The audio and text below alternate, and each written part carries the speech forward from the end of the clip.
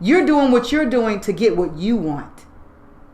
And you're wondering why the death that's all around you affects you the way it does. It's because you're not connected to life. You don't know what life is, and you're not connected to life.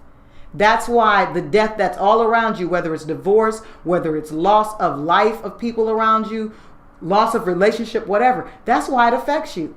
Because you're so consumed with all of those things. You're consumed with everything but the Creator. Man even idolizes himself. This really tickled me when I thought about that. You know, when the scripture talks about lovers of pleasure more than lovers of God, you know, that tickled me because I thought about that. And I said, you know what? How do you love yourself? How do you dig yourself? You know, how do you have admiration or love or this reverence for yourself? You know, it's okay to love yourself, but see, loving yourself means that you do what the Father desires and you have life. That's how you prove you love yourself, not by going out and buying yourself. You know what? I love myself, so I'm going to go out and eat me some pink berries anytime I feel like it. I love myself, so I'm going to buy me the most expensive car because it looks good. I look good in it. Speaking of cars, I want to stop there for a second because this, along with everything else that you feel like you have to have, that's putting you in debt, that's putting you in bondage, that has you under this state of depression, which is another form of death. I was sharing with a sister of mine the other week because she was saying that she was going out to get her a car. So she was at the dealership. She posted something and said, I'm at the dealership and this guy's hitting on me, whatever. So I asked, why are you even at the dealership? And she's probably watching. She's going to be tickled when she sees that I mentioned this. Why are you even at the dealership? Why are you buying a car from the dealership? That's what I'd like to know. You know, the Father doesn't have any problem with us having things that are nice. Trust me. He provides everything I need. The clothes that you see on me, He provided this. I didn't provide it. Anything you see on camera that I'm wearing, anything that you see that I'm driving, is what He provided. He provided a car that I've always wanted since I was 5, but I was never hung up and I just gotta have this car. I just gotta have this car and gonna do whatever it takes to get this car. No, this was a car that I wanted since I was 5. I have no idea why I like Mercedes, but since I was 5 years old, I saw that car and I said, I want that car. I like that car, and I'm gonna drive that car when I get grown. Okay, my husband, while he was out of town on tour, saw a car online. He knew that's what I liked. And no, we didn't spend, it was a used Mercedes.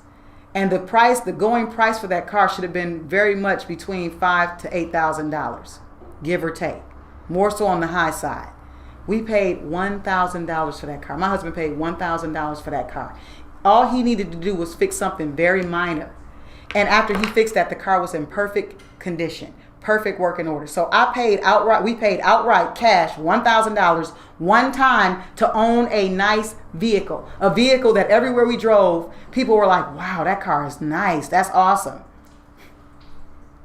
No, we didn't buy it for that purpose. It's just because I always wanted that car. And he knew that desire of mine because he's in relationship with me. He knew that was a desire of mine since I was 5, but I didn't pressure him to buy it. He knew my desire and the Father placed it on his heart and he got me that car.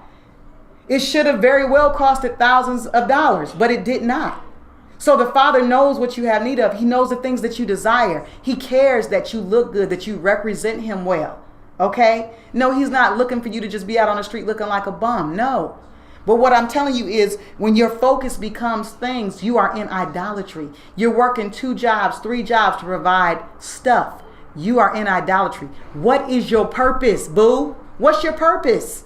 You don't know your purpose and you're so busy spinning your wheels on everything else, you're not fulfilling your purpose. I got people talking to me tomorrow. Well, I just want to do my music, or I just want to do this, or I want to do that. Do it. Yeah, but I got to work a job so I can do this or that. You don't trust the Father. You don't want to do it His way. You want to do it your way. So therefore, you will reap the benefits of all the death that's around you, and you'll not live this life that He's presented. You'll not live the life that I'm talking about because your concern is idolatrous. Okay? Idolatry is extreme admiration, love, or reverence for something or someone. And this someone or something or concept, whatever it is, you offer your service to. You give yourself to this thing. Okay? It's that image which you look to for provision. Remember we were talking about that earlier? I am the Messiah. Many shall come in my name saying, I am the Messiah. Okay, it goes back to that. You look to this thing for provision or assistance or care. Okay? That which you have established or set up as your healer, your cure, etc. This word idolatry actually meant healer, cure. It's something that you set up. It's an optical illusion that you created, something that you've created to be the cure all. Are you following what I'm saying?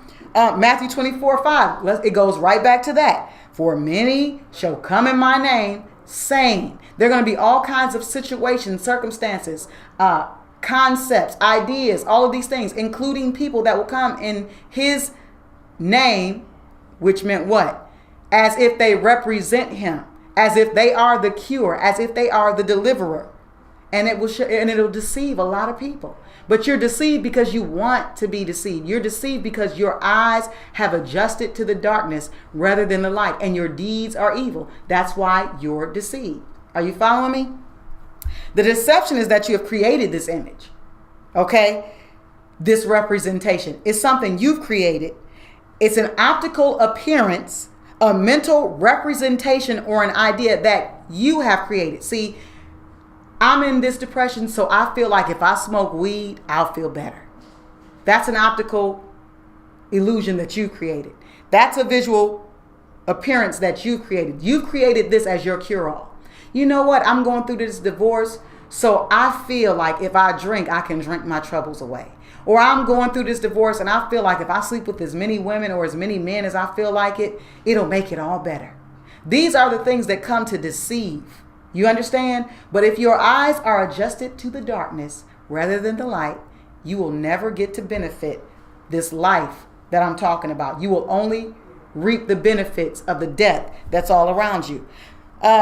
His job, Yahushua's job, I'm talking about the Messiah, his job was to come and restore us back to the Father. No man cometh to the Father but by me, he said. You remember that? Okay, let's go to 2 Timothy chapter 3. Let's start at verse 1.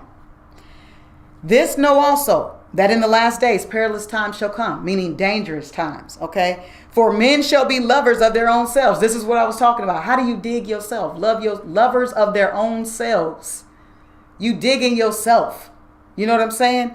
Covetous, boasters, proud, blasphemers, disobedient to parents, unthankful, unholy, without natural affection, truce breakers, false accusers, incontinent, fierce, despisers of those that are good, traitors, heady, high-minded, lovers of pleasure, more than lovers of Yahweh, having a form of reverence, but denying the power thereof. From such turn away. Now I encourage you, if you want the breakdown on 2 Timothy 3, verses 1 through 5, that you go to that video that I posted already that says tie Adams up in the club.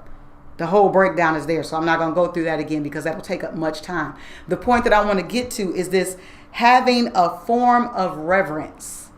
Okay, this is more of that deception because these people have the appearance of, okay, they know how to resemble devotion to the Father. Okay, all the while they're rejecting and contradicting the very possibility of that.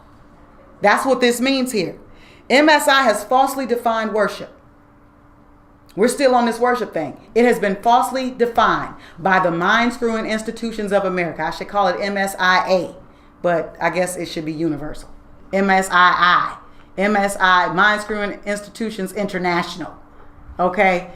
They have defined worship as mere form and function. And I don't know where they get that from, but they've defined it as lifting hands, running around the building, you know, shouting, screaming, hollering, dancing, falling out, all these things that you think are worship. They are not.